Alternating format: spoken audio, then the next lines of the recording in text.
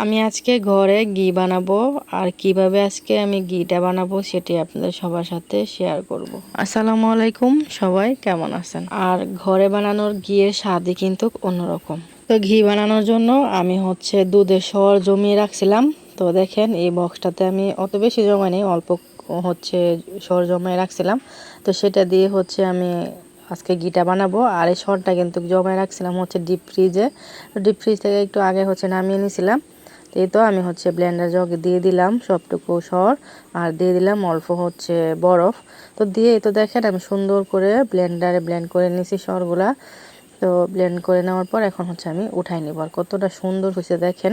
তো এটা এখন জাল দিলে ঘি হবে, আর যদি জাল না দিই তাহলে বাটারও কিন্তু অনেক দাম। তো ভাবতেছি আরেকদিন বাটার বানাবো, আর আপনাদের সবার সাথে বাটারটাও শেয়ার করব। তো পরে দেখেন আমি ব্লেন্ডার থেকে উঠাই নিয়ে একটু ফ্রিজে ঠান্ডা পানি দিয়ে ভালো মতো এই বাটারটা ধুয়ে নিতেছি। ধুয়ে নিলে ভালো হয়। তো ধুয়ে তারপরে আমি উঠাই নিব। ঘি বানাইতে কিন্তু অনেক সহজ, একটু ঝামেলা হয় না। তো আমরা দোকান থেকে অনেক টাকা দিয়ে ঘি কিনে এনে খাইতে হয়, তারপর আবার মাঝে মধ্যে অরিজিনাল ঘিটাও পাওয়া যায় না। আর ঘরে যদি এত সহজে ঘি বানিয়ে নেওয়া যায় তাহলে তো দোকান থেকে কিনে খাওয়ার কোনো মানেই হয় না।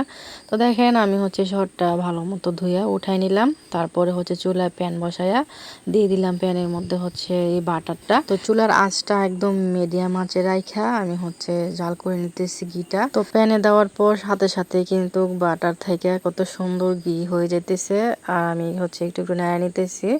ঘিটা না হতে হতে মানে এত সুন্দর গ্রান বাইর হয়ে যেতেছিল, পুরা ঘর ঘিয়ের গ্রানে অগর হয়ে গেছে। এত সুন্দর গ্রান বাইর হতেছিল ঘিয়ের থেকে। আমি এই অল্প একটু দুধের সর জমায় রাখছিলাম, তো সেখান থেকে দেখেন কতগুলা ঘি হয়ে গেল। তো এই তো নাড়তে নাড়তে ঘিটা আমি ভালো মতো জাল করে নিছি। এখনই উঠাই নিব, কারণ ঘিটা আবার ঠান্ডা হইতেও একটু সময় লাগবে। ঠান্ডা হইলে তারপরে আমি একটা বয়মে ঢাইলা নিব। কিছু কিছু রান্নার সময় তারপর কিছু বানাইতে গেলে কিন্তু ঘিটা লাগে, তাই চেষ্টা করি সব সময় ঘিটা গড়ে রাখার, কারণ কোন সময় কোন কাজে লাগে যায়। আর এমনি তো ঘি খাওয়া কিন্তু শরীরের জন্য অনেক ভালো। তো দেখেন ঘিটা ঠান্ডা হয়ে গেছে, তাই আমি একটা ছাঁকনি দিয়ে ছাইকা এই বয়মটাতে ঢাইলা নিলাম। মাশাআল্লাহ, ঘিয়ের যেমন সুন্দর কালার তেমন সুন্দর ঘ্রাণ। তো আমি তো বানিয়ে নিলাম খাঁটি দেশি গরুর দুধের সর দিয়ে ঘিটা। তো আপনারা কিন্তু দুধের সর দিয়ে এই খাঁটি ঘিটা ঘরে বানিয়ে নিতে পারবেন অনেক সহজে আমার মতো করে।